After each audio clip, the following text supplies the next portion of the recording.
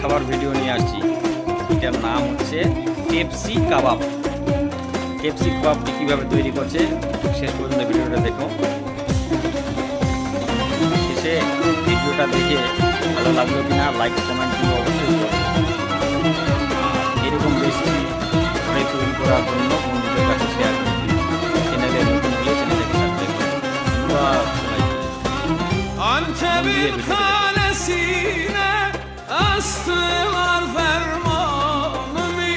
Eman eman eman eman astılar Pepsi কাবাব। fermanımı. এটা কাবাবের নাম হচ্ছে পেপসি কাবাব।